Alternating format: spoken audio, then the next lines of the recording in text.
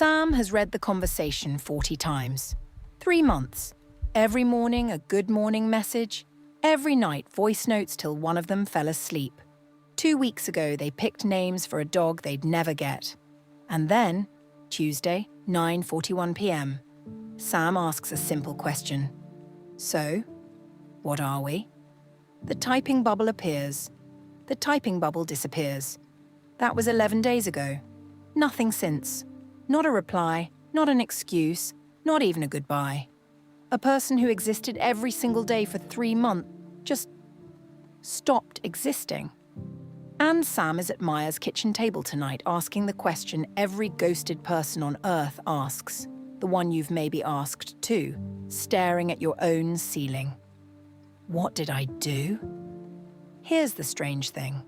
The sharpest answer to that question wasn't written by a dating coach. It was written in 1943, in occupied Paris, in a smoky cafe, by a philosopher who never saw a smartphone in his life. He didn't just explain why people vanish. He gave the thing they're doing a name. And once you hear it, you'll never read Left Undelivered the same way again. And underneath his answer is a bigger one. About what love actually is. So what is love? Paris, 1943. The city is occupied. The cafes are full because the apartments have no heat.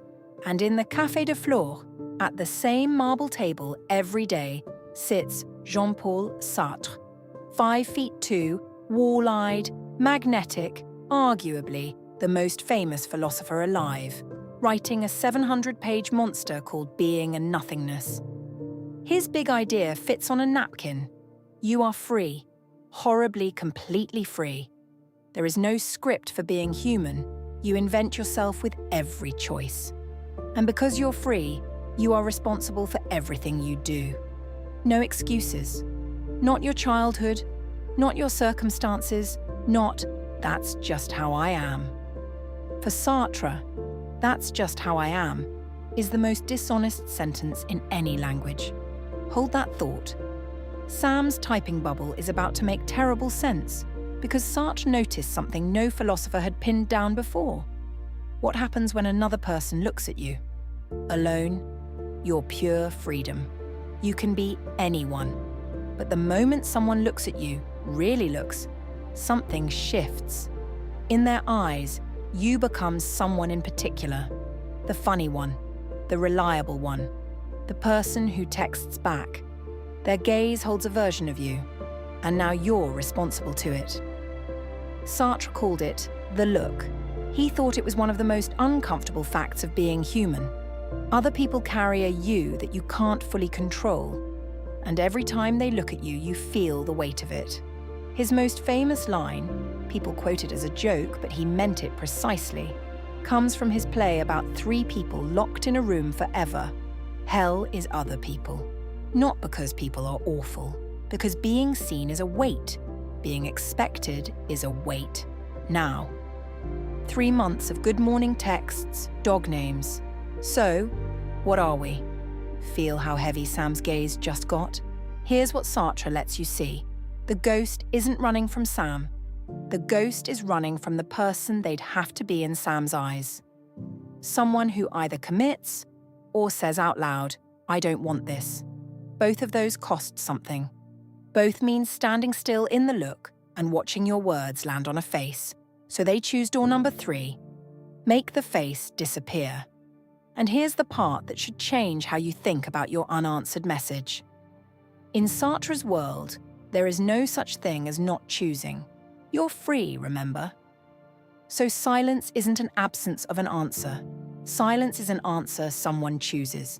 Every single day, again and again. The ghost didn't fail to reply 11 times. They replied 11 times.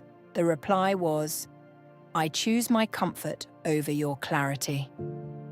Ghosting isn't a lack of communication. It's communication of exactly who they decided to be. Sartre had a name for what the ghost does next, the story they tell themselves. He called it bad faith, lying to yourself about your own freedom so you don't have to own your choices. His famous example is a cafe waiter who moves too perfectly playing the role of waiter like a machine, because pretending you're just a role is easier than being a free person who chose it. Now listen to the ghost's inner monologue with Sartre's ears. I didn't want to hurt him. Translation: I didn't want to watch it hurt him. It just fizzled. Nothing just happens. You fizzled it. I'm bad at confrontation. That's just how I am. The sentence Sartre called the perfect lie because it dresses a choice up as a fact of nature. So no, the person who ghosted Sam isn't a monster. It's worse in a way. They're a coward. Not as an insult. As a technical term, someone who fled their own freedom rather than spend 30 uncomfortable seconds being seen. In 1943, it had a name before it had a typing bubble, which answers Sam's question. What did I do? With something better than comfort. With math. What did Sam do? Nothing. The look got heavy and the other person's legs gave out. That's information about their freedom, not about Sam's worth. You cannot be rejected by someone who never stood still long enough to see you. But before we get too righteous, Sartre doesn't let anyone out of the room that easily. Be honest. The message from your mother you've left sitting for 4 days. The friend you've been meaning to reply to since March. The slow fade you did to someone kind once because saying no thank you felt too awkward. Ghosting isn't a thing they do. It's a thing freedom does when it gets scared, and everyone's freedom gets scared. You have been the bubble that disappeared. Sit with that one. I did. Now the strange part? The man who named bad faith, the philosopher of radical honesty, no excuses, own every choice, ran his love life on a web of half-truths that would make a soap opera blush. In 1929, Sartre made a famous pact with the philosopher Simone de Beauvoir, the love of his life. Theirs would be the essential love, permanent and totally honest. And both would be free to have contingent loves on the side, as long as they told each other everything. Radical transparency. The most modern relationship of the century, on paper. In practice, they were honest with each other. And the contingent lovers, the third people, were managed with charm, schedules, and letters full of exactly the comfortable lies Sartre spent 700 pages condemning. Some of those people were devastated. The philosopher of the look was, to the people at the edges of his life, remarkably good at not looking. He and Beauvoir never married, never shared an apartment, never ghosted each other through 51 years. And they're buried in the same grave in Montparnasse. Was the pact a triumph of honest love? Or the most sophisticated bad faith ever constructed? Philosophers still argue. I think Sartre knew the answer, and I think it's why his description of the coward is so precise. He wasn't observing cowardice from a distance. He was drawing a self-portrait. So, what did Sartre think love is, when it isn't fleeing? This might be the most beautiful thing the grumpiest philosopher in Paris ever wrote. Love, he says, is wanting to be loved by a freedom. You don't want a prisoner. A prisoner's devotion is worthless. You want someone who could leave. The door is open, it's always open, that's what freedom means. And who looks at you, all of you, and stays anyway. Not once, daily. Love isn't a state you're in. It's a choice a free person renews, morning after morning, with the door in full view. Which means the ghost and the lover are answering the same question. Will you stand still in my gaze? And giving opposite answers. Ghosting is freedom fleeing the look. Love is freedom staying in it. At the counter, Dev's phone buzzes. Watch him. This is the whole episode in 4 seconds. It's a message he'd rather not answer. He answers it. That's all love is made of, Sartre would say. 30 uncomfortable seconds, chosen, again and again. And Sam? Sam stops drafting message 41, asking what he did wrong. He sends one last text, not to get an answer. The silence was the answer. He sends it to be, in his own eyes, a person who says goodbyes.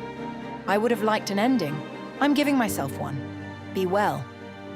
Then he puts the phone face down and drinks his tea. Closure isn't something they give you. It's something your freedom does for itself. The ledger gains its third answer. Plato, love is a ladder. Bell hooks, love is a verb. Sartre, love is a freedom that keeps choosing you. Take this with you tonight. 2 things. If someone vanished on you, stop asking what you did. You were the mirror. They couldn't hold the reflection. That arithmetic is theirs. And the harder one, open your phone and find the message you've been leaving on delivered. 30 uncomfortable seconds. Answer it. Be the freedom that stays. Next time, we finally sit down at the oldest table on this channel.